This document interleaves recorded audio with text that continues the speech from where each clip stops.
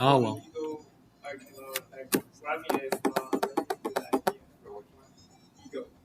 Oh, the eco? Well, I don't think we're. Well, my idea was we don't use the vision code. No, it's not vision code. It's the. Okay, so here's RPG Maker. Oh, yeah. So long as you are making an RPG, this engine gets you going exceptionally well. When you launch the game, you get so many interesting features for free. It really is extraordinary. Here we are.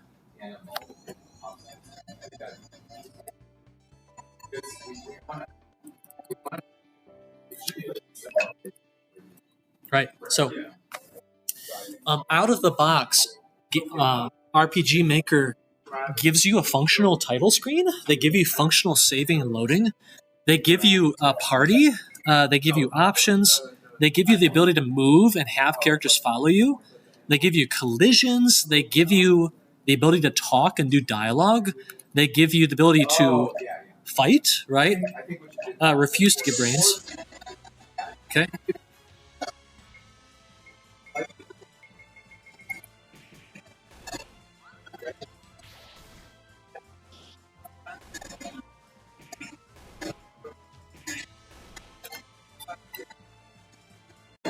Right? So imagine, like, so long as you can confine your ideas to the RPG genre, it's going to give you such a fast start. And a lot of that comes from just how opinionated the engine is. So an engine like MIT Scratch doesn't really care what you make. It's very flexible. It doesn't care very much, so long as what you make is smallish.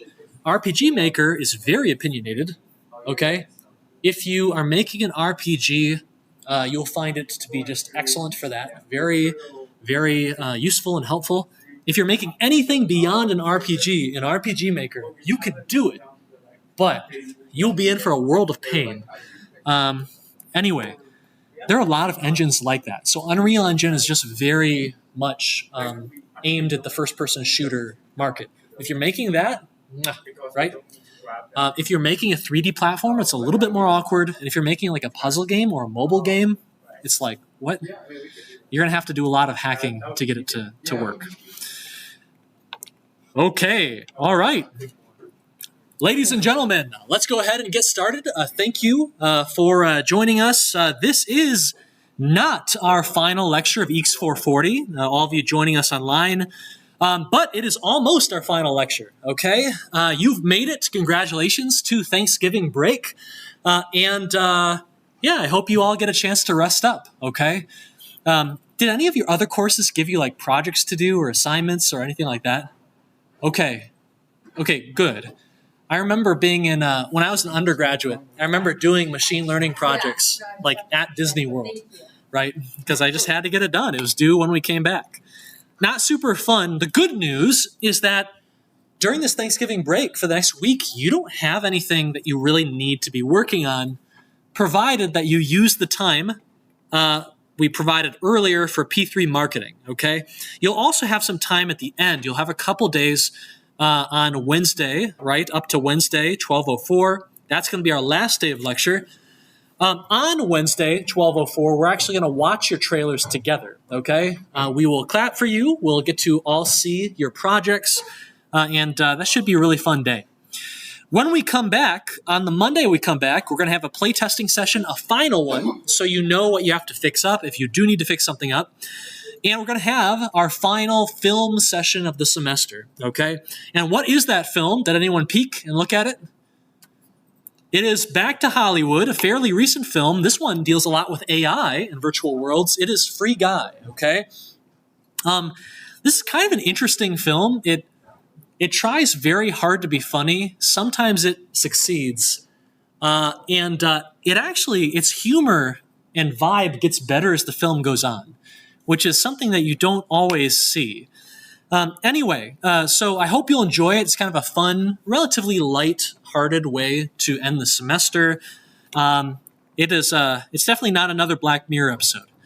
When we come back, we're going to have one a week, not 7 days, but 5 days. I'll correct that in a bit, of P3 Gold, okay?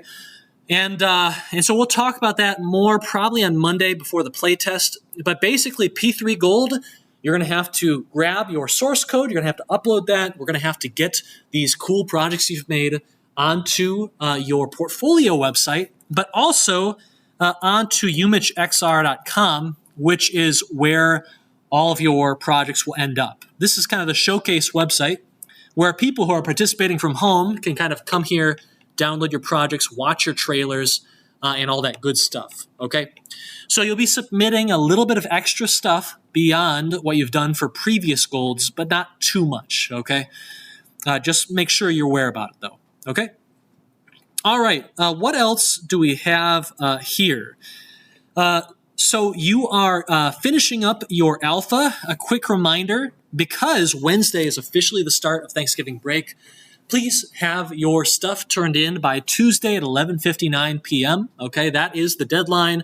You turn in at the normal time on Wednesday, that's going to be late. Okay, we want to make sure you can enjoy the entire break, so the deadline's a little bit pushed forward. Same thing with P3 Research. You've done your interview, so please get that written up and get that submitted to Canvas as soon as you can. Okay. All right. So today, I think we're probably going to have a relatively short lecture. Today, I want to finish up our talk on extended reality as art, okay? We're going to play some games that many people consider art today as we try and pin down just what does it mean for something to be art? And is that even a relevant and interesting question to ask? In my opinion, it's a really interesting and useful question to ask, but it doesn't really ever resolve, right? So a good exercise, even if we might not know what the answer is by the end. We'll see if we can come up with something, though. And then we might go over a little bit of exhibiting, because you will be exhibiting your projects at the end of semester showcase in just a couple weeks. And the way that you choose to do that is going to affect how many people get to play, okay? How many people you get to meet, and stuff like that, okay? So a few announcements before we go. I always like to keep you up to date with new courses that I'm designing. You all know that I'm designing a new interactive 3D art course. The mission, right, is to kind of get all of us up to kind of a basic level of proficiency with Blender, low poly art, because that can be really, really impactful. And there are a lot of really cool labs that actually, when they send me a job ad, right, they want to hire you. They want people with Unity and Unreal knowledge, but they also really want people who can help actually build the models, build the environment, create great materials and textures and characters as well. I want to show you an assignment I've been working on, okay? This is the first assignment that introduces animation. And as part of that, I don't want you to just animate something in Blender. I want you to take your animations and be able to plug them into an actual working game, a game that's actually fun. And so I've made a 3D character test bed. You're going to just get this. And your mission is going to be to customize the characters, customize the levels, and add animations in. At first, you're going to be animating characters that we give you. So we're going to give you Mario, we're going to give you Peach, and then you're eventually going to create your own character from the ground up, rig them, animate them, and it'll be running around in the game. We start with Peach. Why would we do this from an animation perspective? What's really convenient for an animator about like a character with a very like high volume dress? If you have a running animation you need to make, you can hide the legs. That's right. So you can create a half decent running animation without having to worry about it. Now, I'd actually like some help here because this is a spoiler, but last night I stayed up till about 3 a.m. I made it multiplayer. So if you have a computer or a laptop available, it's bit.ly/3D_testbed_1. And if things break, if the camera goes crazy, let me know because I want footage. I got to fix that. But it's bit.ly 3D_testbed_1, okay? And it'll take you here. And what's going to happen is you're going to see the character. You're going to see her animating, standing around. You'll see other characters running around, right? all the animations here were made by me, as well as the rig, okay? The geometry we got from Mario Kart 8. And so, oh my gosh, there's a lot of you, actually. Okay, this will look way cooler when we got multiple characters. So Mario, Luigi running around, and all that stuff. But the idea here, again, is you're going to make characters, you're going to make animations, and then you're going to plug them into the game. You're going to customize the levels, the aesthetics, the audio even. At the end of the course, you'll have your own 3D platformer that feels good, it plays well, it looks good, thanks to you, okay? And every time you make something new and cool, you'll have this web build that you can just easily generate in your Unity project. And you can share it with friends, okay? And of course, if you're going to share it with friends, you want to play multiplayer, right? That's one of the best ways to show off new stuff. Hey, run around in my new level with me. Now, this isn't entirely, right? This isn't entirely selfless. Why would I really want you to send a link like this to a friend, to send your projects to a friend? What's the cold and calculating reason I might do this? This is super funny, watching everyone jump up the beanstalk here. You could make like a Jack and the Beanstalk game if you modeled a Jack and made the tree bigger, made a big giant at the top. Okay, why would you want to have people sharing a project like this if you're a course creator? Yes. What's that? Marketing, advertising, right? Yes. So every time someone goes and loads the game you made, they're going to see that EECS 198 label and logo, and that hopefully will improve enrollment, which makes things a lot easier, right? So anyway, if you wonder what I burn all my time doing, it's this kind of stuff. It probably did not need multiplayer, but I'll tell you right now, it's super fun just watching this. I'm going to make a quick recording. We got people in the distance trying to climb the tree. We got someone up here with us. I don't know who each of these characters is. That's my biggest dilemma right now. I don't want to let you type text because who knows what could happen. Anyone could jump in and start typing whatever. But anyway, so it's just kind of an interesting bit of tech, and hopefully, future students will really enjoy being able to not only make cool characters, but then actually see them in a game, and then it's your game, right? You can put that in your portfolio and all that stuff. What's up? Yeah, how I made it multiplayer. What's that?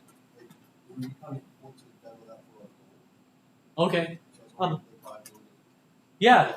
So the multiplayer technology is the same technology that powers EECS494.com, right? In fact, it's running on the same box. So if we have too many people playing that 3D testbed, it'll actually crash the EECS494.com multiplayer. Anyway, it is using basically a WebSocket connection. We're using a WebSocket library to connect to a Node.js server that is also, running a WebSocket server on it. And it's very simple. All it basically does is collect information about where a particular player is in the 3D scene. What level is it in? What state is that character in? And that kind of thing, okay? Are you playing my Chrome version? I don't know. So this is Super Bowl version. It's 198. Oh, yeah. That's the Super Bowl version. Yeah, that's Super Bowl. You can see how far it's come. And basically, so each client reports their position to the server. The server tracks it and then just broadcasts every, few frames. It broadcasts all the positions for every player out to every player. This doesn't scale super well, but we've capped the number of players that can be doing this to 25. So things have been okay thus far. Anyway, yeah, thank you all for playing. If you have any feedback, and especially if something breaks or the camera freaks out or something, let me know because I'm trying to make sure it's going to work for everyone. Okay, so a reminder, no homework over break except for Culture 5 and P3 Marketing if you haven't really gotten to it yet. or you're not going to get to it in that last few days, okay? Yeah, by the way, don't judge my level design. Those tree leaves need to be bigger. I think that's pretty obvious. But I have a penchant for just deciding to put something really hard in the middle of a game anyway, so maybe I'll leave it. I don't know. Anyway, oh well. Okay. All right. So what I would like to do is I'd like to play some games. Okay. Can I have any volunteers? I'd like to. Okay, come on, Andy. Okay, let's see here. Let's get. Let me find it real quick. 440. Okay. Nope. This is actually 494. We're going to go games as art. I want to play a game with you called Passage. Okay. Let's take a look here. Now, what I'm going to ask you after you're done playing is, how fun do you find this game? Okay. Do you find it engaging? Do you find it enjoyable? And I would ask all of you to pay attention to this game. It does some interesting things, okay? And it might not be the kind of game that you're used to seeing. So just arrow keys, and remember you can go down deeper if you want, or you can go up to the top. Okay. Okay, go ahead. Interesting.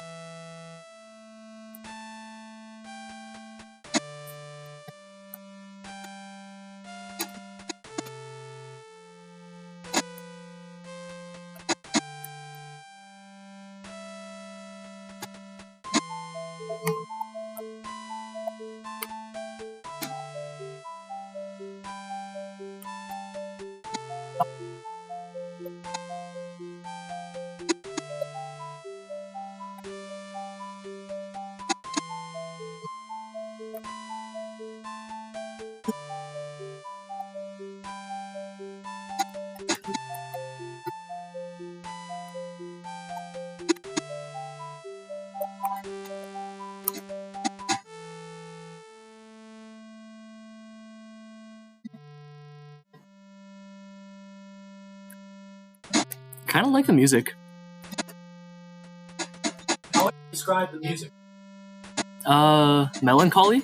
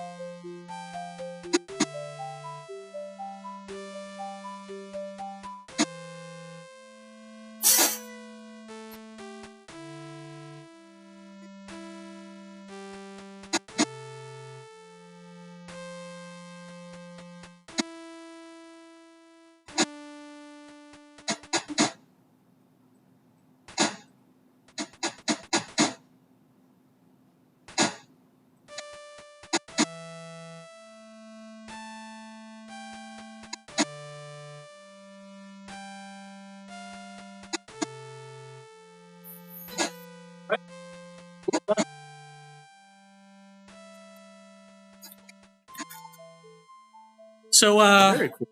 yeah, a question for you. It's cool. How much fun did you have? It was interesting exploring. I guess it's like satisfying in a way. Okay. It's kind of Which- satisfying. Yeah. Yeah. I think like people play games for different reasons, Yep. right? Like Cookie Clicker, I wouldn't say is like Yep. super fun, Yep. but it is very satisfying. yes. So this is more like Cookie Clicker than like Got you. Okay. some of the games I normally play. And the price is right. It's free, right? Is this going to be the next 10 million selling game? Probably not. Yeah, probably not. Probably not. Okay. You can learn a lot from a piece of art by its title. In fact, sometimes that is the only little hint the author is going to give you as to what they were hoping you might see. You can go sit down if you want. Thank you. When you hear the name Passage, right, what does that make you feel about what this game is, right? Did you notice certain things in this game? Did you notice that your points go up as you move to the right, correct? Okay? But when you're alone at the beginning, you get 1 point per step. But if you take a friend, you get 2. Things are just that little bit better for you every step you take. Have you noticed that you can hang out at the top of the screen and just kind of grab points? It's not really risky. It's not very frustrating. You can just kind of walk like this the whole way, nothing really getting in your way. Or you can go sink downward. You can explore the depths, right? And things get a bit harder. It gets harder to navigate. You get some dead ends, okay? But what's down here? This is where all the treasure is, right? Sometimes when you open up a treasure chest, you get what? You get flies. You get nothing. It looked like it was going to be great. It wasn't. But sometimes you get a golden little star, a blue star here, and a ton of points, okay? Sometimes it works out. Sometimes you're down here digging for the deepest, most valuable treasure, and you discover that, you know what? I can't proceed any further. But actually, we could if we didn't have our friend, right? You'd be a little bit more mobile, okay? Have you noticed that at the beginning of the game, it's the distance that looks so blurry, but at the end of the game, it's where you came from that is now blurry. And in fact, when you look ahead of yourself, you don't see much, okay? This is the kind of game that when I played it, 5-6 years ago when I joined the faculty, just seemed like kind of a quirky little artsy game, right? No explosions, no zombies. What kind of game is this? Every semester I play this game, and every semester I get more melancholic watching it, okay? As the character's appearance changes, right? You can feel it, okay? You can feel it. So this game was not made by Jason Rohrer for fun, okay? It was not a game made to be super engaging and, you're going to play it all day. You're going to have excellent adventures to talk to your friends about. You're going to buy 2 copies and the DLC. No, it wasn't that kind of game, okay? Last time we talked about this notion that if you ask Nintendo, President Satoru Iwata, right? What are games meant to be? Fun for everyone. That's all they're meant to be. You get it, right? But does that really need to be the case? Can you make a game for another reason than just to be fun, just to be engaging, okay? Do you make it to experiment? Do you make it to try and say something? I suppose it's up to you. Does that make it more artsy if you eschew fun? Maybe, but maybe not, okay? So I want to show you another game. This game is very famous. It's called The Stanley Parable. Have you ever heard of it? Okay. The Stanley Parable. So a little bit of kind of boring trivia. This was made by a guy named Davey Reedon. His brother's name is Doug Reedon. He's known as Doug on YouTube. And Doug is my former coworker at EA. I remember beating him in Smash. We had a big Mario versus Pit down to the wire finale, and I just got him. Okay, just got him. Doug told me that Davey really put himself through hell to finish this game. And it really burned him out very severely.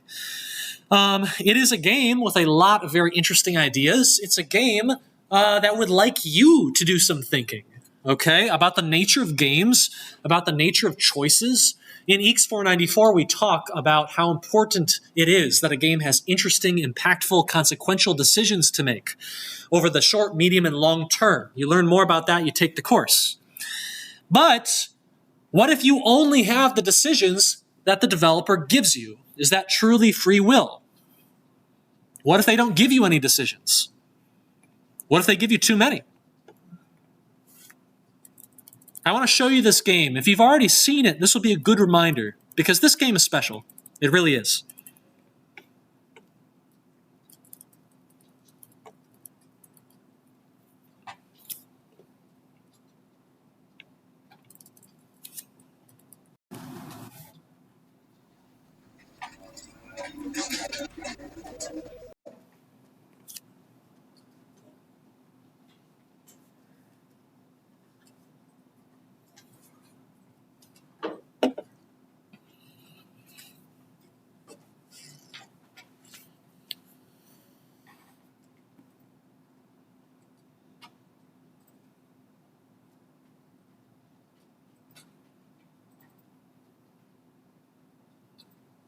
This is the story of a man named Stanley.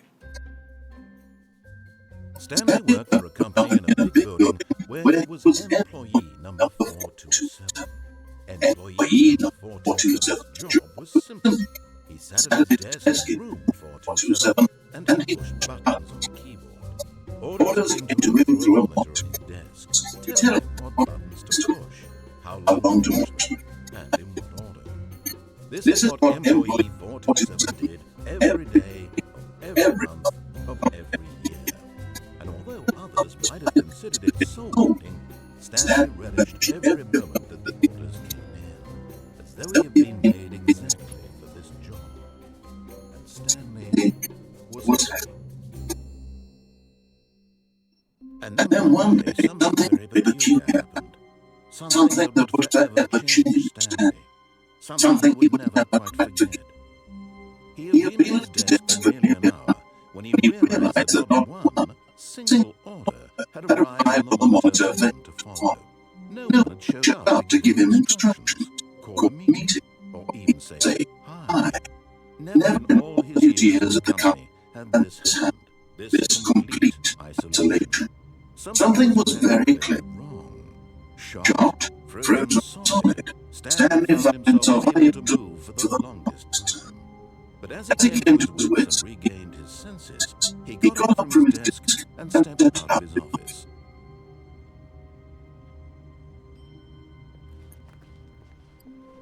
All of his co-workers were gone. What could it mean? Stanley decided to go to the meeting room. Perhaps he had simply missed a memo.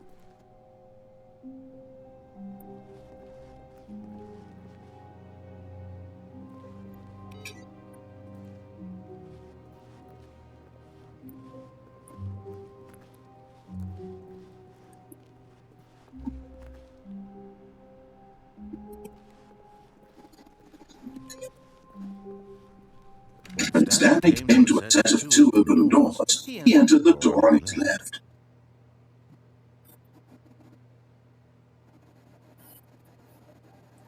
Left? Right? This was not the correct way to the meeting room, and Stanley knew it perfectly well. Perhaps he wanted to stop by the employee lounge first, just to admire it.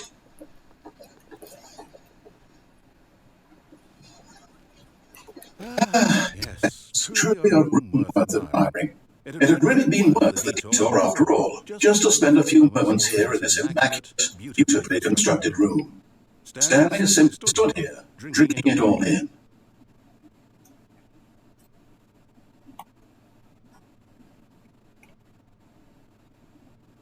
Yes, really worth it being here in the room. A room so utterly captivating that even though all your co-workers have testified eager to get back to business, Stanley took the first open door on his left.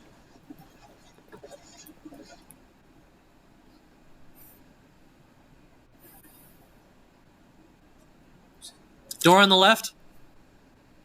Right?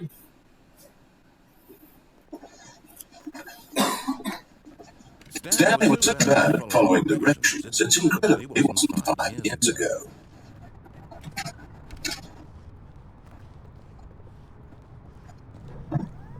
Look, Stanley, I think perhaps we've got off on the wrong foot here. I'm not sure you really are not. I realize that investing your trust in someone else can be difficult, but the fact is the story has been about nothing but you all this time. There's someone been neglecting Stanley. Someone forgotten about it. Please, stop. What? Really? I was in the middle of something. Do you have zero consideration for others? Are you that convinced that I want something bad to happen to you? What? I don't know how to convince you of this, but I really do want to help you, to show you something beautiful. Let me prove it. Let me prove that I'm on your side. Give me a chance.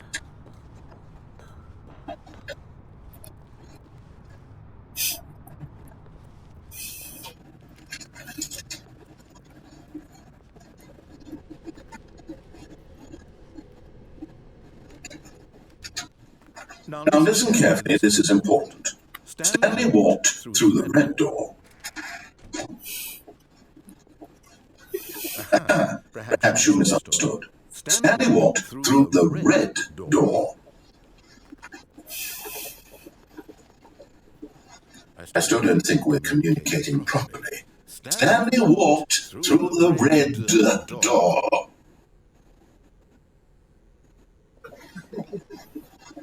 All right, fine, go ahead, Stanley. You want to know so badly what's out there? You want to find out what lies at the end of this road you've chosen? Well, don't let me stop you.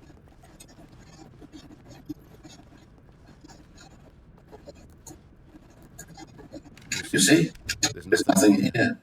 I haven't even finished putting sections of that, because you were never supposed to be here in the first place. Broken rooms, exposed developer textures. Is this what you had wanted? Was it worth ruining the entire story I'd written out specifically for you? Do you not think I put a lot of time into that? Because I did. And in the end, it was all for nothing. Because this is what you wanted to see.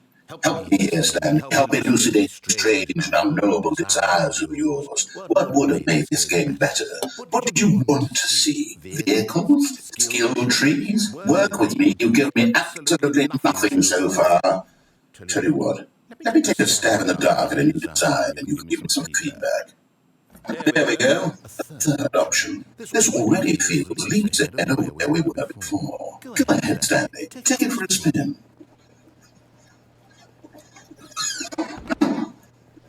Okay, I'm going to stop you there. Now, tell me about your experience with this new version. Would you say that the game benefited from allowing you more choices? Feel free to be honest. I'm looking for some real critical feedback here. Okay, raise your hand. What's the rating going to be? 5, 2, 5, 2, 3. No way. One? I mean, I can understand if you have reservations or ways the game could be improved to more fully express itself mechanically and artistically, but a 1? That's not even helpful. What am I supposed to do with that? It isn't my place to judge. Here, based on the data from your previous playthrough, I've compiled a new version. And to be perfectly candid, I think I've knocked it out of the park with this one. Let's take a look.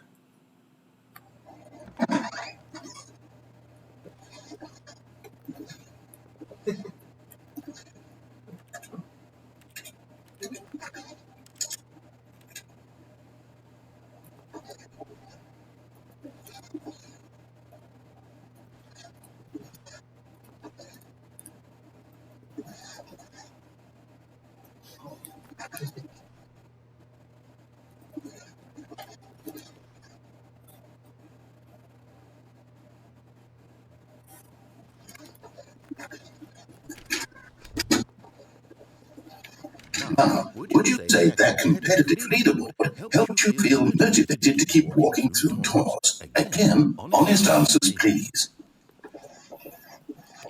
Hey, I nearly forgot I've got a prototype of a new game I've been working on, and now would be a lovely opportunity to give it some playtesting. You wouldn't mind taking a look at it, would you? Perfect. Let me boot it up. In this game, the baby crawls left towards danger. You click the button to move him back to the right, and if he reaches the fire, you fail. It's a very meaningful game, all about the desperation and tedium of endlessly confronting the demands of family life. I think the artwork will really take notice.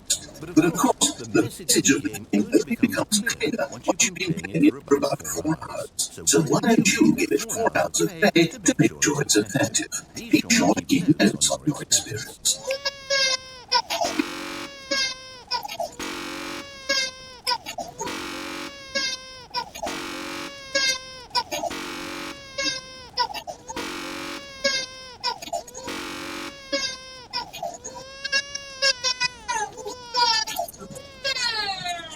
You heartless bastard. Did you do it because you hate babies or purely to spite me? So it's the latter, I don't know what to do. I'm completely out of ideas. I can't think of a single thing that might improve experience. I'm not even going to try. I'm out. I'm done. It's over. Thank you for playing. Your input was extremely valuable. Oh, hey, since my game is so awful, why don't we play someone else's game? Just to ease the pain. Let's see. What do we have here? Yes, this seems like it'll work. Let's give it a shot.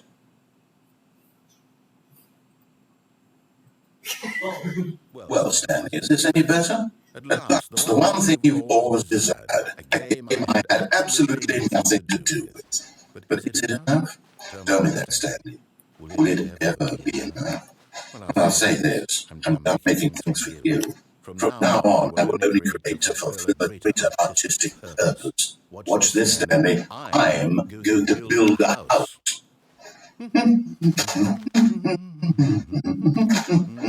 This will go here, no, here, and then...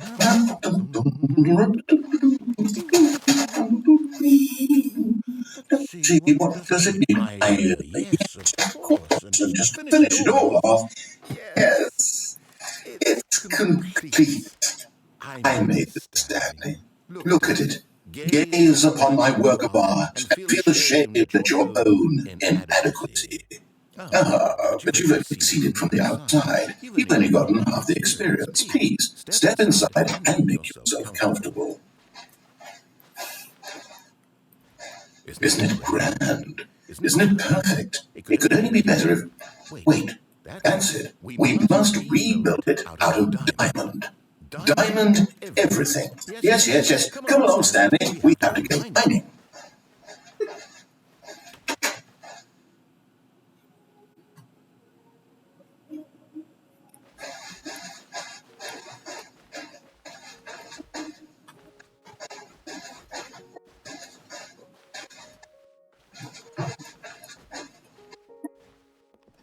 Oh my, it looks like it's going to get a bit dark. You brought a light?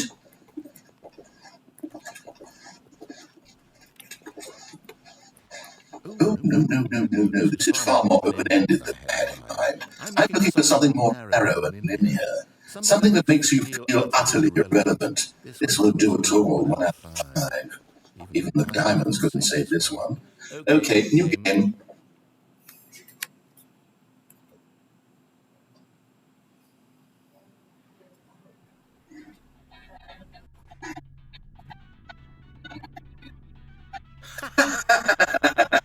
Yes, I don't even know what this game is, but I love it.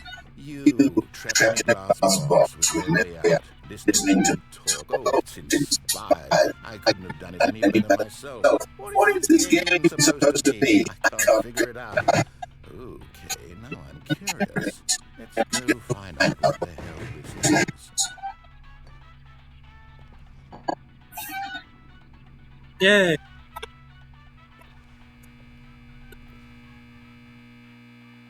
Which game is this?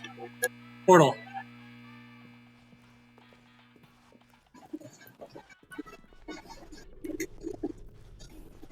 Oh, it's a puzzle. Critical thinking, Stanley. You're forward.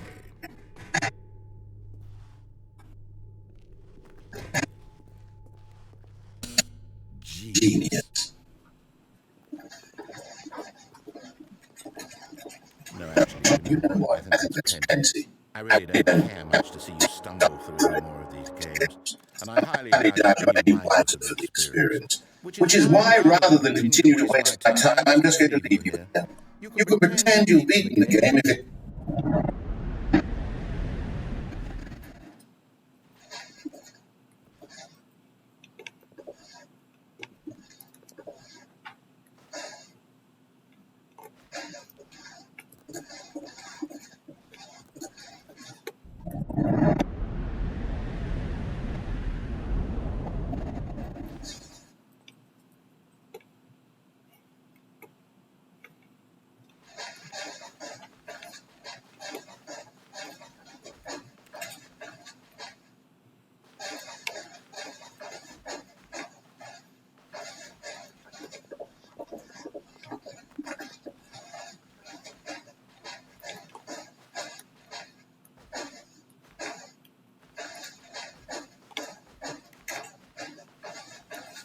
Do you know what this is?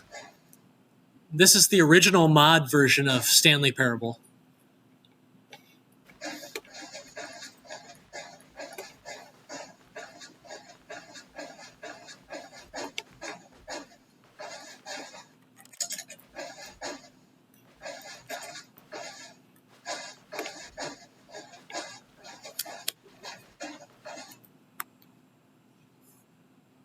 I wonder what he found. If what he wanted was to be the leading man in his own story, well, perhaps he's gotten it. Down in wherever he is right now. I wonder if he's happy with his choice, and if he's learned the heavy cost that comes with it. He'll understand soon what I was trying to tell him. He needs me. Someone who will wrap everything up at the end, to make sense out of the chaos and the fear and the confusion. That's who I am. That is what I mean to this world. Oh, yes. Yes, I'll be back. There's no other way. Once this ends, after it all comes to a close, then I'll be back. The end will be here soon. Very soon. I can wait.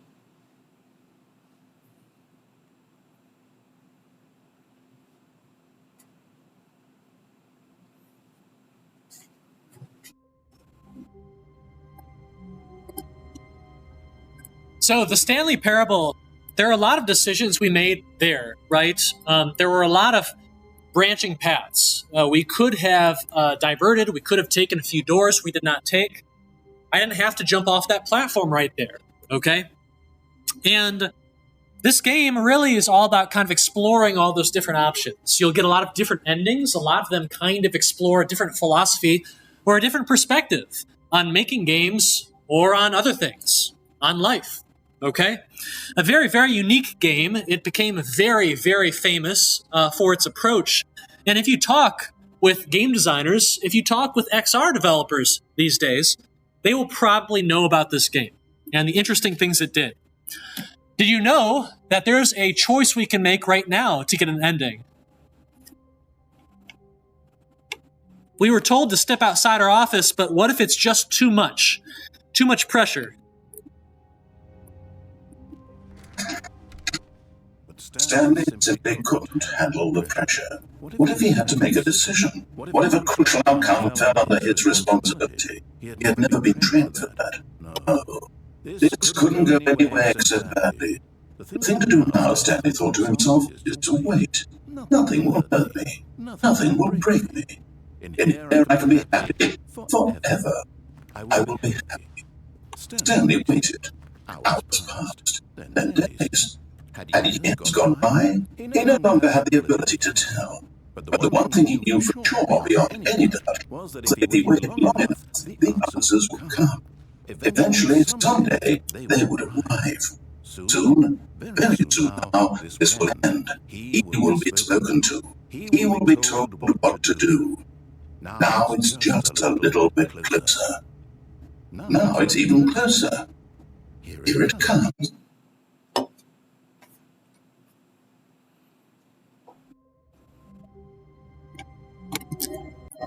All right. So, you've got a feel for what the game is, and I think it's very cheap these days. If you want to explore it, if you want to find other endings, you'll find a lot of interesting ideas and things to think about yourself as you do so. I think Stanley Parable 2 is either on the way or it might already be out. But yeah, no surprise. A very, very well-known, very impactful game. Okay?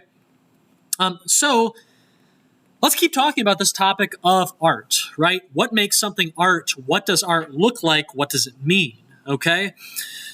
So we've seen you can ask really interesting artistic questions through gameplay. I want to show you another project, another interesting game that came out. This is a game called Pond, okay? Now, there's this notion out there of what art looks like, right? Of what art feels like. Have any of you heard of a game? It's a pretty obscure indie title called Call of Duty. Okay, Call of Duty, it's known for its artistic essence, right? Just beautiful. You'll find it playing at all the museums nearby, right? Well, no. Like, what is Call of Duty about? It is a kind of military shooter. It is very successful. It's got many titles in its franchise. It is very bombastic, explosive, right? Lots of conflict and violence, some gore, and when a lot of people say, video games can't be art, XR can't be art, it's ridiculous, right? In many cases, they are referring to those kinds of very popular titles. And so my question to you is, does art have a certain mood? Does it have a certain look? Does it have a certain sound? Roger Ebert, the famous film critic, said that video games can never be art. God rest his soul. So I want to show you a game that was made in response to that. Okay, there's a very controversial statement. I want to show you this game. It's called Pond, and it wants to be art so very badly. Okay, so we're gonna get a good look at what art looks like. Right? Let's do it. Here we are, Pond. So this is a game about breathing in and breathing out. Okay, it's a very precise game, so I will try and concentrate so I don't mess it up. But when you hold the space bar, you breathe in, and when you release it, you breathe out. And you must do this to the rhythm of the visuals, to the rhythm of the environment. Okay. All right. Let's go to the pond.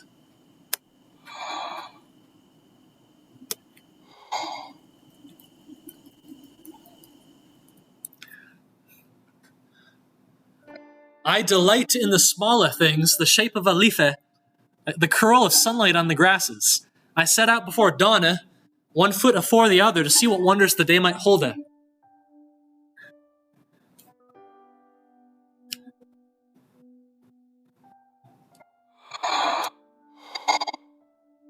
Before we really get rolling, is this the artsy vibe we've been looking for?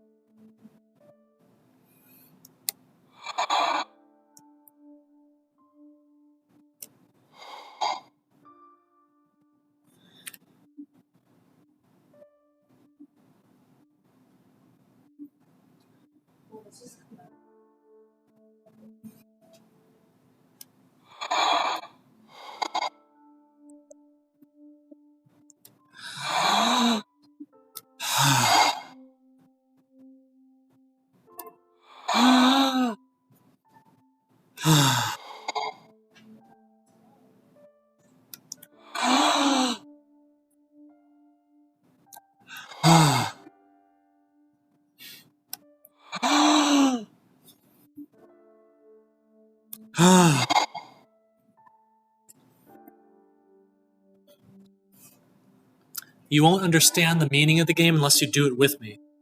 So, please.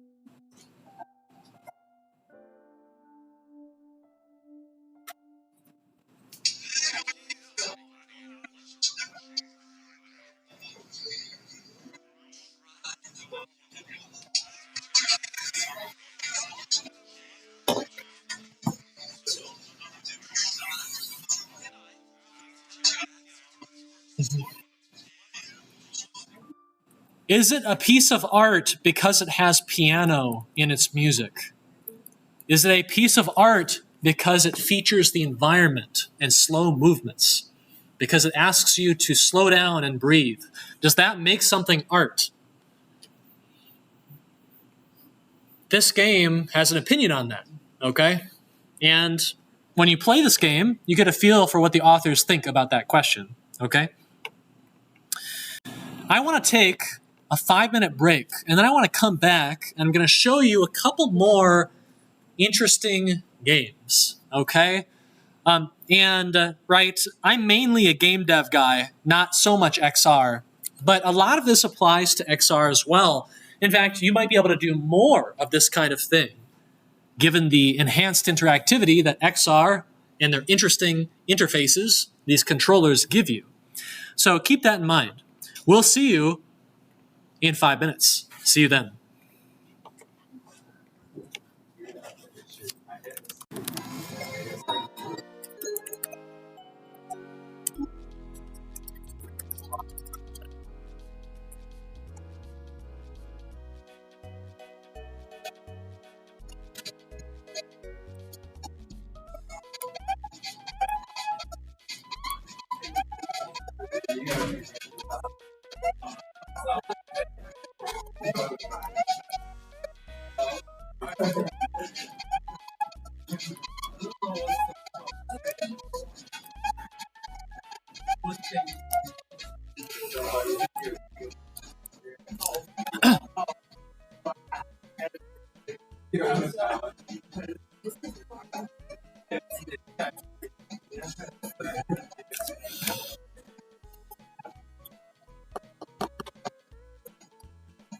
What really makes me optimistic for this 3D art course is that I made all these animations in about 3 hours.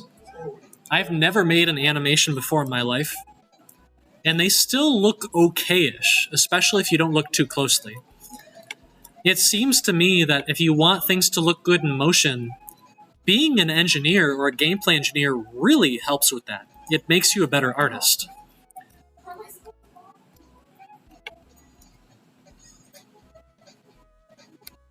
So, bye-bye. So, if I can do it in 3 hours, I know the students can do it. For sure, 100%. And in fact, I think the students can do a much better job than I'm going to be able to do. So, that's what makes me optimistic. I also think it might be fun. We can have like races. Imagine for a second. Imagine the final showcase for this course where we've got maybe like 50 students. Each student has their own game with their own characters. But when we show off each game at the end of the semester, it's like, hey everyone, time to play this game.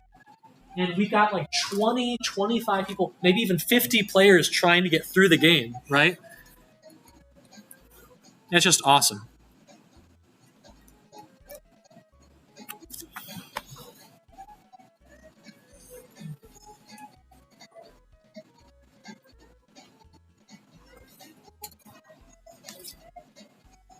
We do need to have a death animation, though, because it looks weird when they get warped back up. I think the flag platform might be a little bit messed up. Oh, yeah? Oh, Looks like oh yeah. yeah. You almost remembered it. Also, I have no idea if you can do this. What you guys see, it means your range of like screen is locked by a mouse. Yeah. I don't know if this is Oh, yeah. So what happens is you capture your cursor, so you have a word that makes little realistic. When that menu is like, no camera movement, and you'll be able to scroll on the camera. We'll lock your cursor again. Yeah.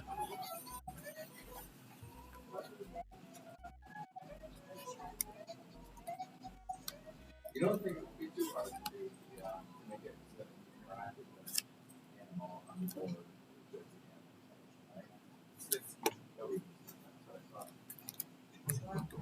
We want to do it so we want a way to easily see all the animals. So if you have a food chain board and you interact with that's what we want. So it's like if you grab this vegetable, so we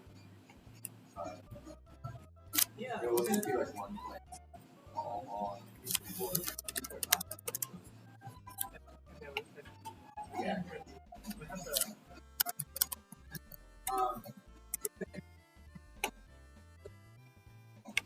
During playtesting, how many platforms are this? Are we making things?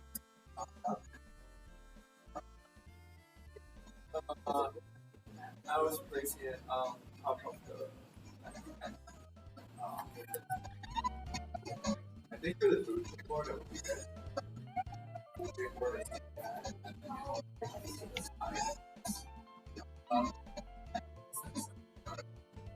further action 30 or 60. That way it avoids the action.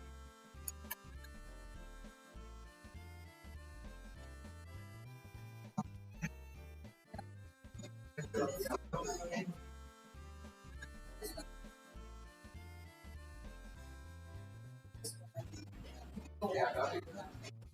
I feel like that's like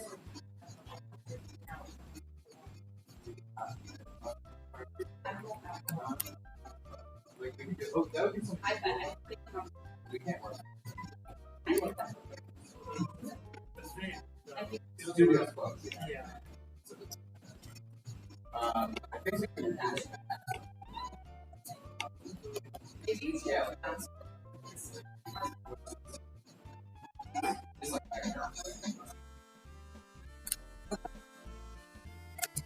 oh, we can do that. Yeah.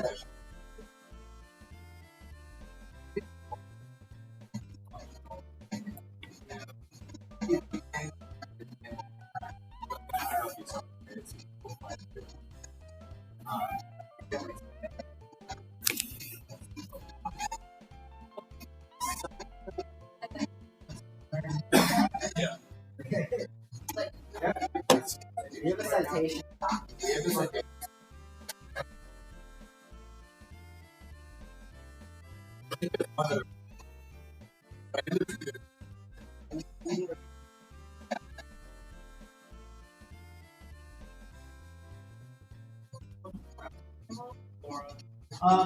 mean, I think for like, so for muscle activity, you just for the nuts and berries, you get like a little blood. I just have them on. Yeah. What else? Yeah, so like take The other ones we're mixing on is air and they're actually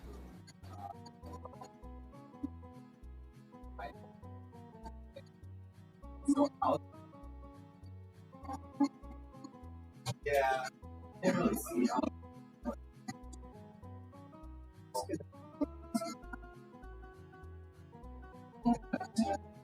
just like a start contract. So now the algae like yeah, like super area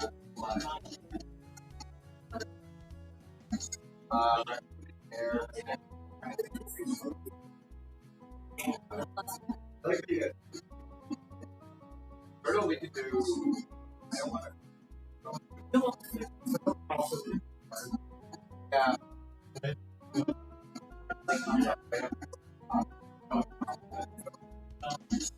standing up maybe if the next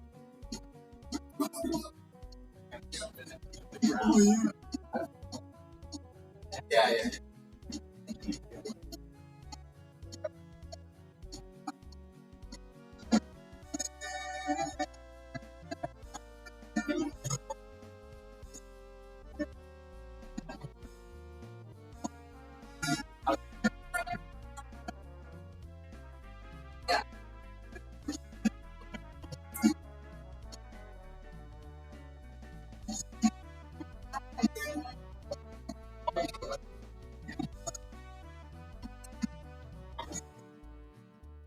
I mean, that's fine. There are holes. Yeah, I know, but it's just like the modeling. Yeah, we're already.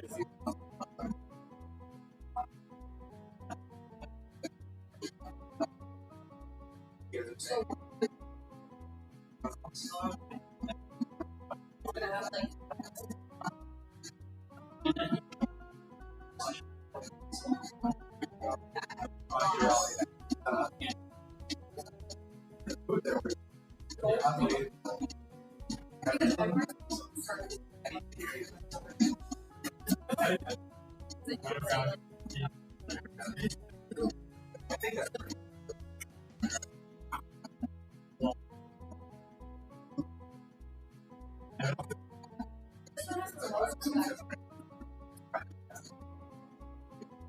I thought that was like your stuff.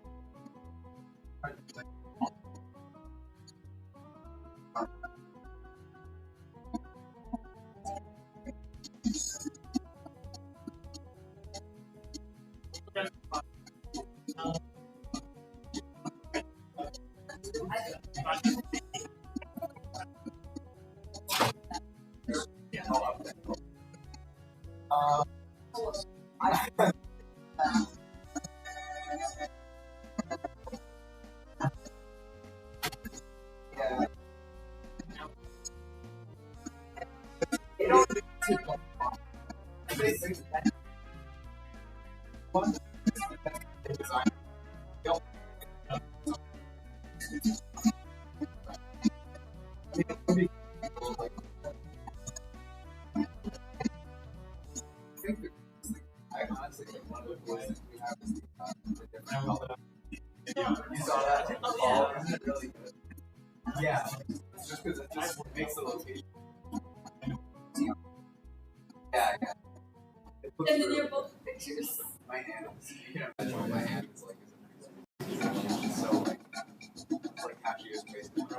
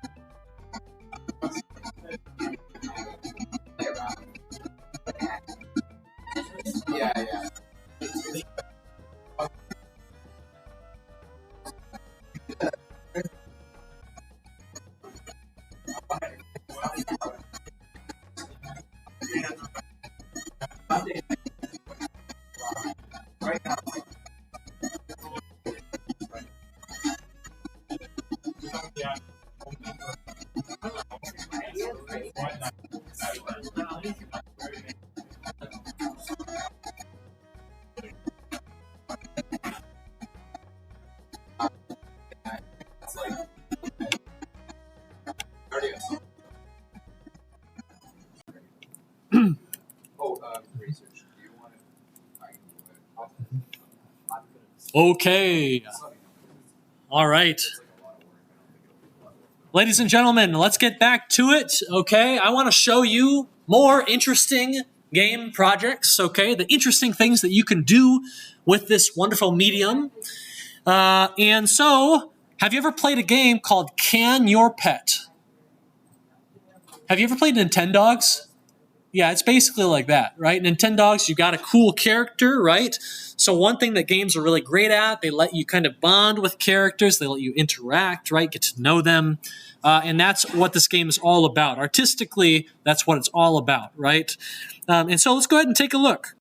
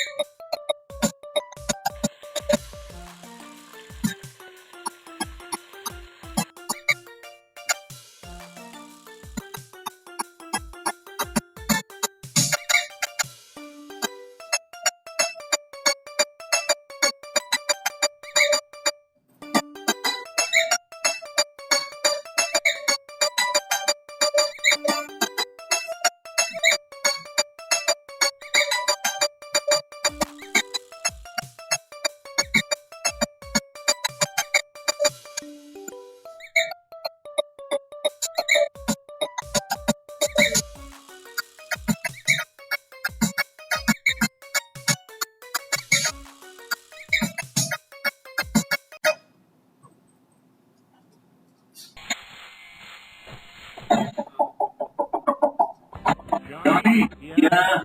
When was the first thing you heard the naughty word? First thing you heard the naughty word was when I was a child. I heard it from the chickens. Big Granny, she went boiling. Big Granny says, no, Johnny, the chicken said, oh, horse. Big horse says, I said, Granny's was the chicken said at first.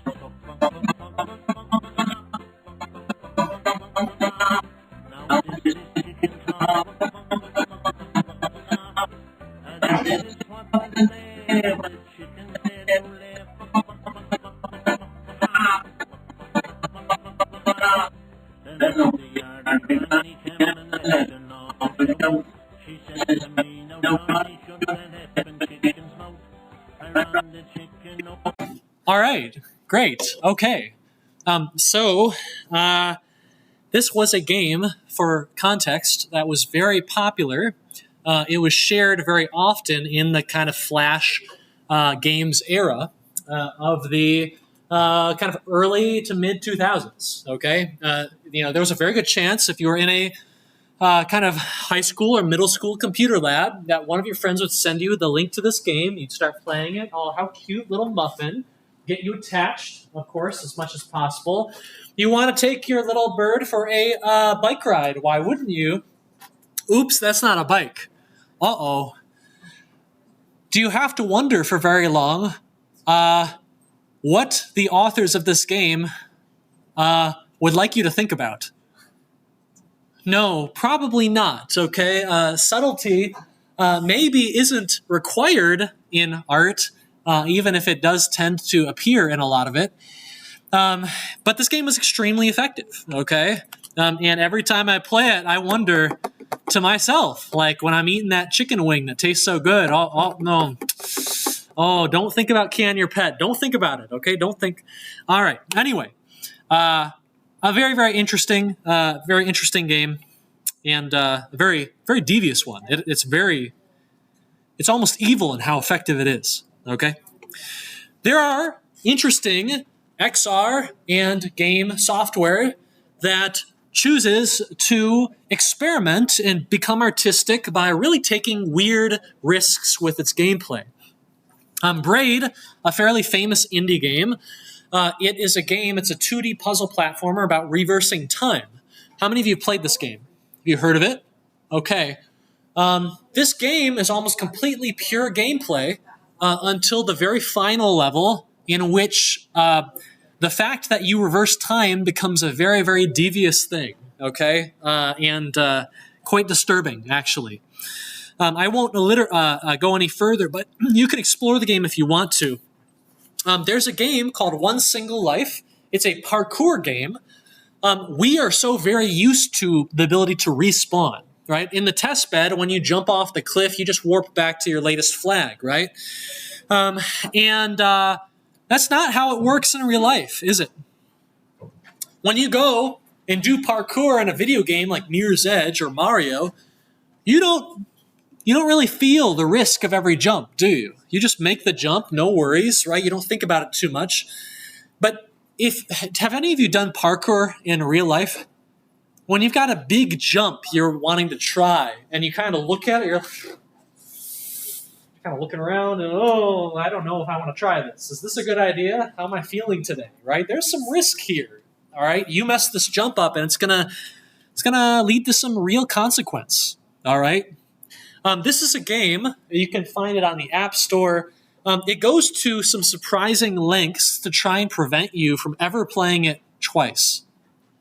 So the moment you die, that's the last time you're going to be playing that game, okay? It's not going to happen again. Now, I think there are ways around this, but when you know you're only going to be able to play this game once, every jump that you make just feels that little bit more consequential, it turns out, okay? And this is not the kind of project that you're going to sell 1 billion copies of and get rich off of, but it is one that may cause you to think, okay? Another really interesting game I want to bring up, I don't remember the name of it, but one of the more well-known indie creators made a game that there's only one copy of. And a lot of the effort in making this game was trying to put in copy protection so it could not be copied. And when you were done with the game, you had to put it on the flash drive and you'd give it to someone else, okay? But only one person, ideally, the goal was only one person at a time could play and enjoy and know about the game. Anyway, pretty interesting approach, and interesting to watch how those turn out. Has anyone played a game called Papers, Please? This is a game about being a border security guard, right? You are vetting these documents that come in. You're talking to people. And on paper, this sounds like one of the most boring ideas you could possibly choose, okay? But it turns out, if you've played the game, that it is, in some situations, very dramatic. It is a very difficult, often ambiguous job. Yes, you can check the paper, you can scan them, make sure they're not coming in with weapons. But what happens when someone walks through and they're short of one document? You're going to deny them? You're going to deny them if they say they will be killed if you send them back? There's someone stalking them. The only life that they have is on the other side. Please, won't you let me through just this one time? And if you do and you end up getting fired, what does that mean for you? What does that mean for your family? Okay? So what I'd like to do, now we don't have time to play the game really, and I don't have a copy of it with me. But what I'd like to do is I'd like to show you the film version of Papers, Please. Have any of you seen, you played the game, have you seen the film? So the film is really interesting, right? If you are invested in the many different forms of media out there, how do you accomplish this sense of interactivity when it's not interactive? When you're playing a video game, you're making decisions, you're thinking about things. But when you're watching a film, you kind of have to do that secondhand. How can we help the player understand, the viewer understand, what someone is thinking, what decisions they are weighing, right? And so I want to show you this Paper Please film, okay? Short film, but one that I think you'll enjoy. Let's take a look.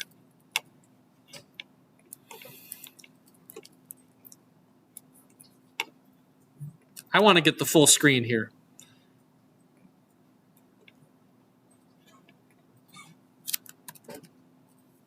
Hold on. So Firefox and Google Slides has a bug where on Firefox you can't get to the YouTube link, the YouTube page from an embedded video like this. You can't click the name at the top. On Chrome, it all works just fine. You know, imagine that. Imagine that. I guess Firefox was just unlucky. Okay, let's take a look.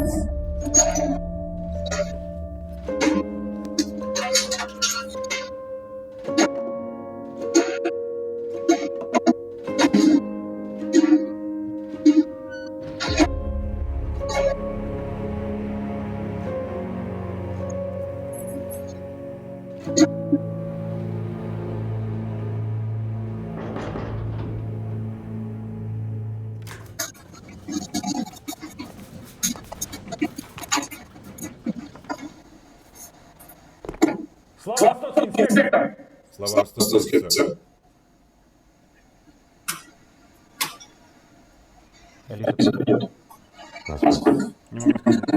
Но что произошло случится сегодня. Понимаешь? В любом случае я должен.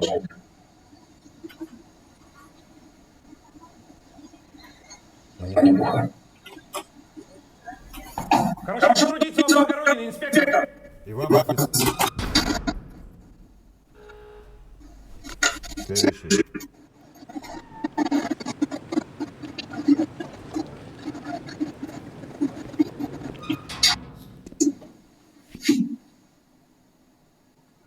документы.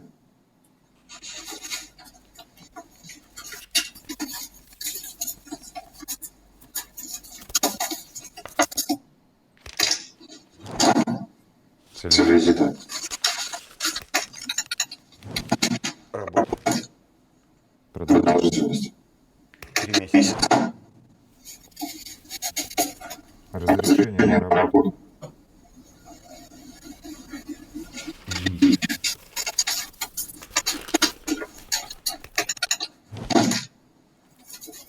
Время пребывания здесь. Пожалуйста, я как только въеду сразу. Я добивался этой работы 4 месяца. У меня семья. Я не смогу покормить. А вам же объяснить, вы же там только никто не знает, товарищ. Простите.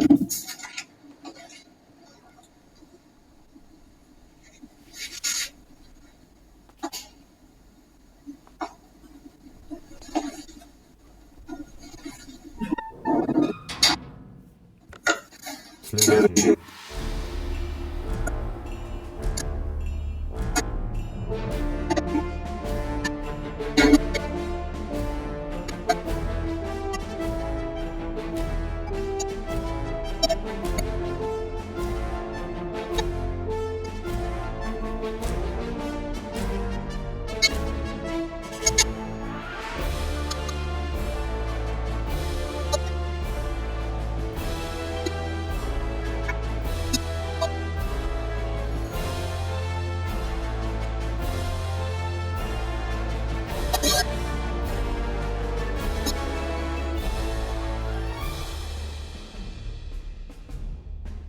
У вас отсутствует право на въезд. Я Сергей. Сказал, можете помочь.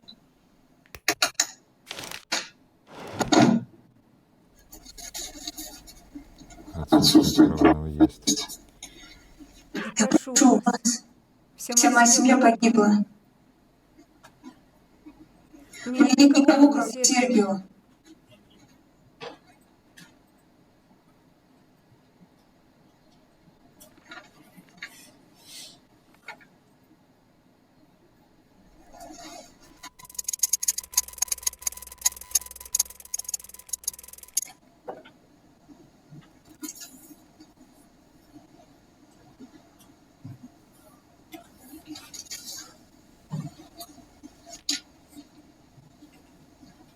Здесь понятно.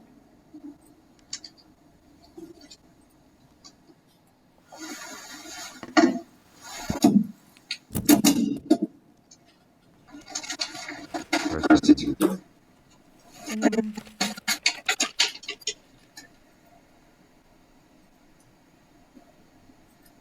Передайте все. Прощайте.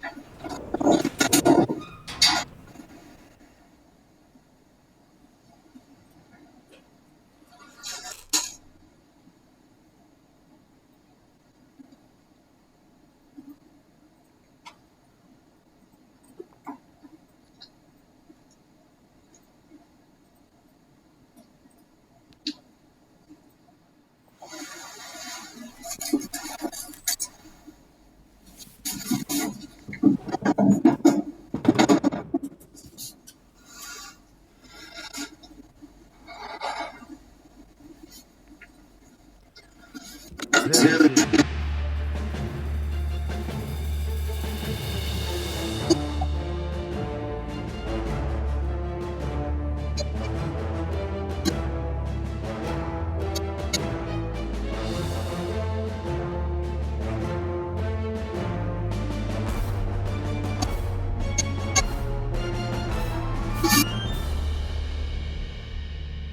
Цель визита. Сестра у меня здесь живет. Уже 3 года не виделись. Продолжительность. Ну, пару дней всего, потом уже назад надо.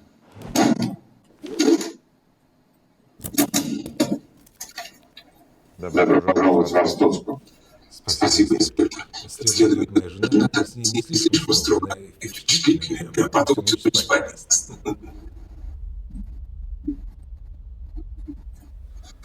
Ой, передо мной сейчас муж мой был. Надеюсь, не сильно вам надоел. Цель визита. Да к сестре, господи. Вытащил на старости лет. Небось, Продолжительность. деньга по 3, не больше. Ну где это видно? Хозяйство настаивает, а по гостям шляется. Ваше отсутствие, вашу фамилию указывает как Рабинский. А в правильном въезде как Рабинский. Да я всю жизнь с этим мучаюсь, как только не скрючен. Получаешь свидетельство, там я с мягким знаком. Паспорт меняешь, есть. Кто ж их разберет-то? Один раз, знаете, даже Рабынский было. Вы уж не обессудьте, пустите. Он же меня потом проезд, все прохода мне не даст, все припрягать будет. Прошу вас, миленький. Я ж назад туда нормально не доберусь. Все деньги-то он забрал.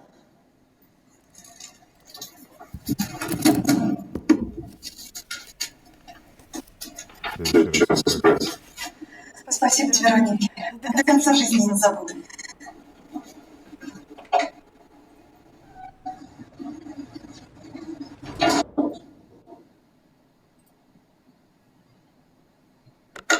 Следующий.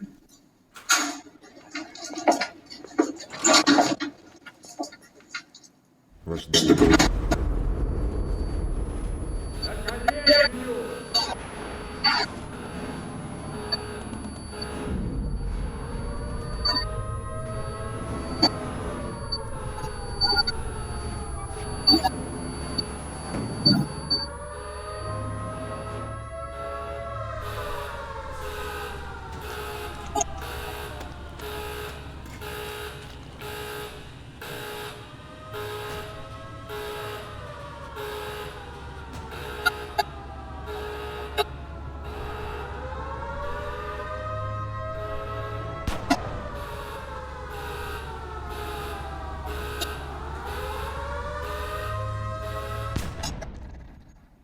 Заканчиваю.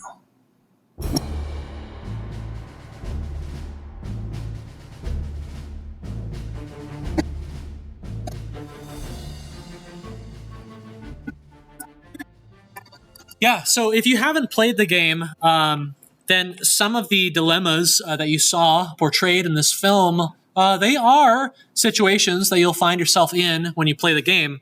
Now, you'll have a bunch of different decisions that you can make, and there are different endings, and you can, figure out which way they'll lead you.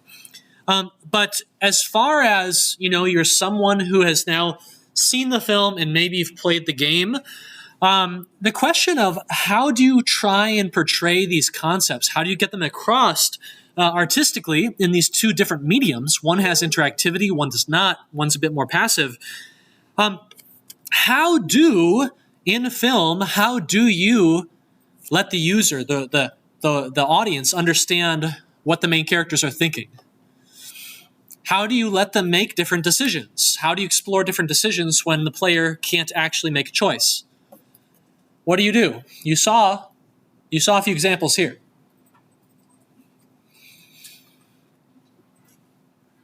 Yeah. Yeah, so there are branching options here, right? In this film, you see two major decisions, right? You see the first time when the main character's friend comes through, right, Eliza, and she doesn't have quite all of her papers, and what decision does he make here? Boom, denied, right? Rejected. And how does he feel about that?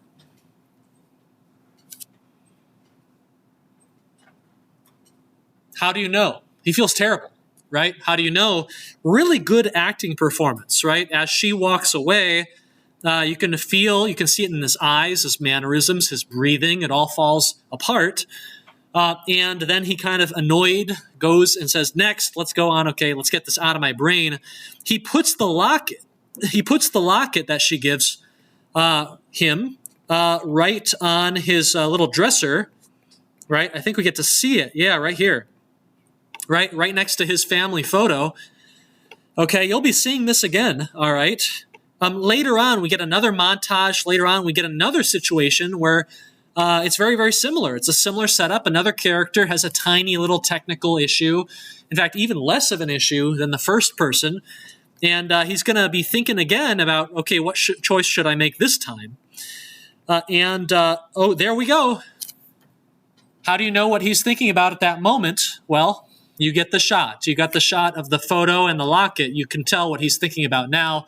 Kind of regrets the last decision I make, so this time I'm going to zig, whereas last time I zapped, okay? What a good dude, right? But as they sometimes say, no good deed goes unpunished. And this time, it's a terrorist, right? Who he just let in, and he's going to die, and a lot of people are going to die as a result of his compassion. And so, right, you have a film here that successfully does what the game does, right? It allows you to explore different decisions that you could have made. In this case, you're watching it, but it's still interactive. You're still getting a feel for what the characters feel in this situation, and you get to explore the branching paths a little bit, okay? It's a good film. Does its job, and then it gets out of the way, okay? Only 10 minutes long, but it gives you a very good sense of what the game itself is like, okay? So, back to the topic of art, all right? What is art? We have looked at all of these different projects, and they're unique in many ways. They're unique in their aesthetics. They're unique in the way that they try and do things. They've got experimental, rare gameplay. Sometimes these projects have something to say, okay? They have a very clear artistic statement or something they would like you to think about. Are all of these things necessary for something to be art? Can you skip some of them? Can you have none of them and still be art? Again, it's a question that I don't think anyone has an answer to, but it's useful to think about, because when it comes to the question of what is art, I think that probably comes down to you, okay? Everyone has a different feel for it, okay?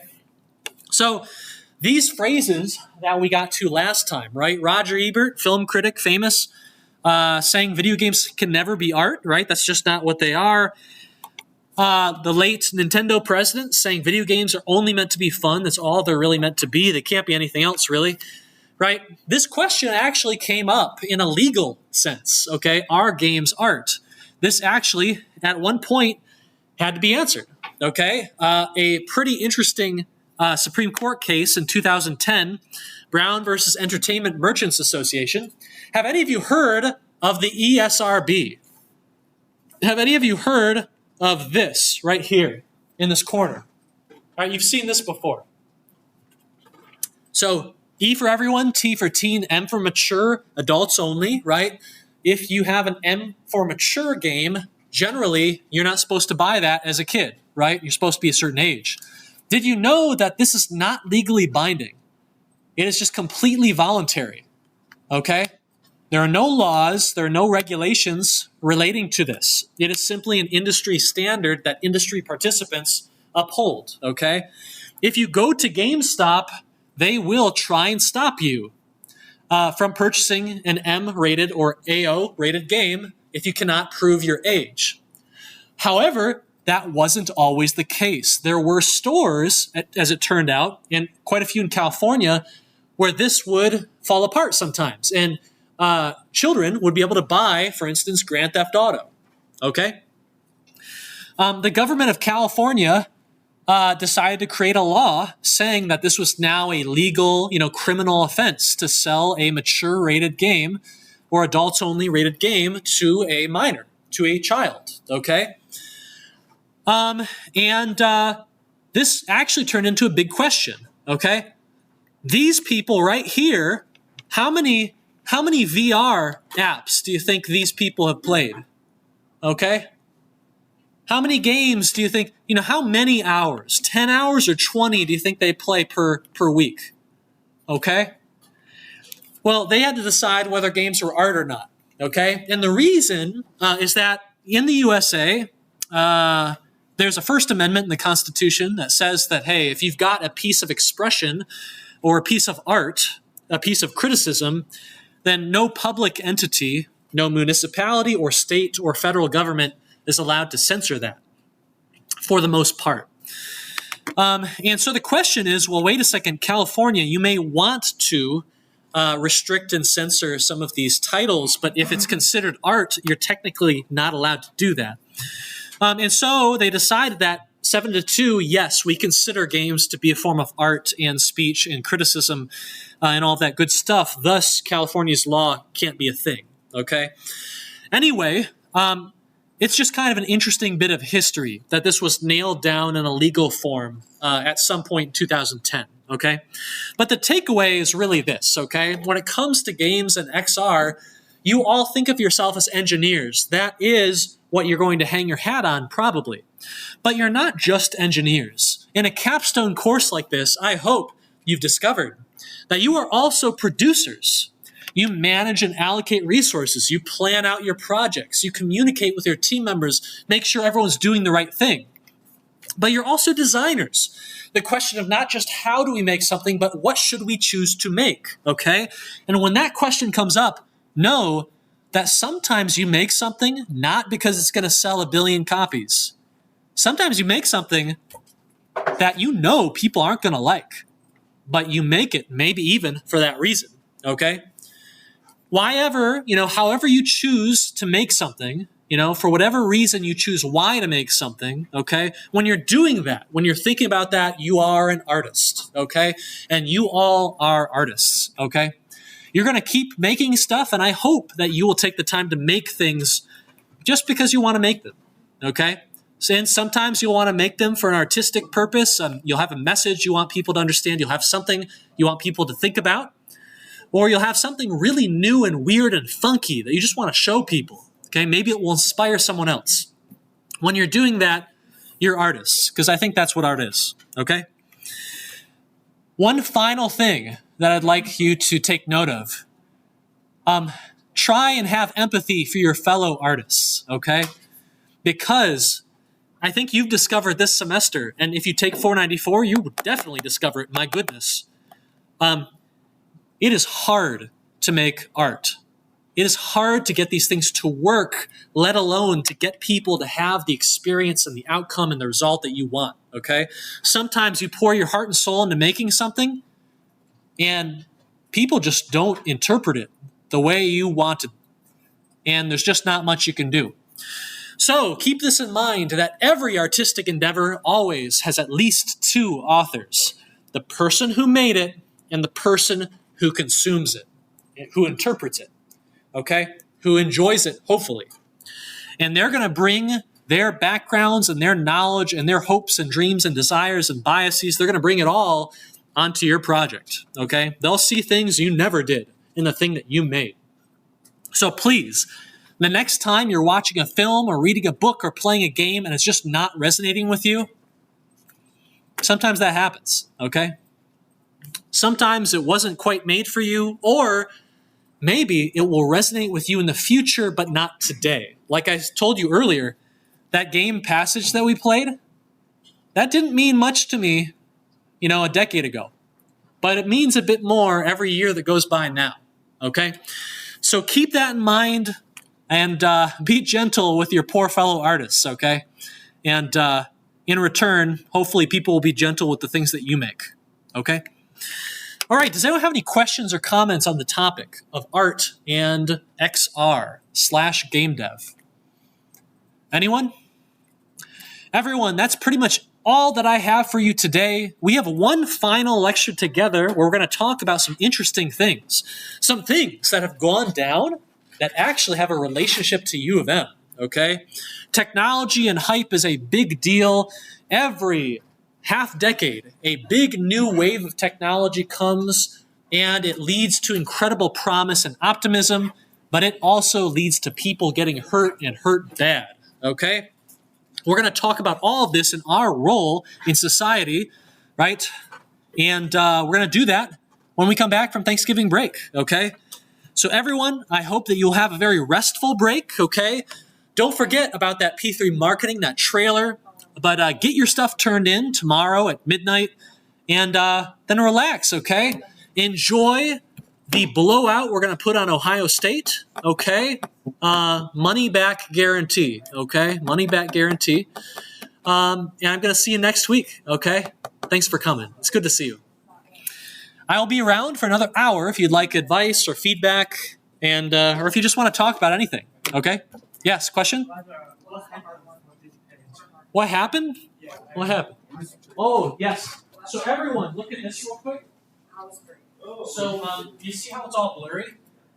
So when the game detects that you are running at a low frame rate, for instance, if you're on a laptop that's not very strong, like a Potato or a Raspberry Pi, it will, if you are below 60 frames per second for more than 1 second straight, it will lock you to 30 frames per second.